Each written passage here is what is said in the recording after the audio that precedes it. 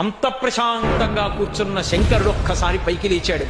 ఒక్కసారి పైకి లేచి ఆ జటలు ఊగిపోయేటట్టుగా గిర్రగిర్ర తిరిగి భూమి కంపించిపోయేటట్టుగా తాండవం చేసి ఆ జడలలోంచి ఒక జటని విరిగి భూమి మధ్యలో వేసి కొట్టాడు. ఆయన అంత కోపంతో కొట్టేటప్పటికే అందులోంచి ఒక ఉగ్రభూతం పైకి లేచింది.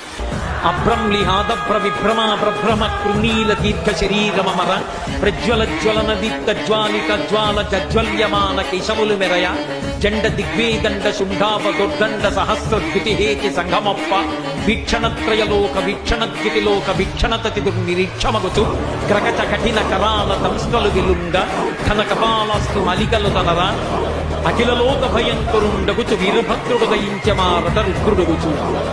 పెద్ద కపాలమాలతోటి భూమి ఆకాశములు ఏకమైపోయేటట్టుగా ఆకాశం తగులుతోందా అన్నంత పొడుగ్గా సహస్ర బాహువులతో అనేక ఆయుధాలు పట్టుకుని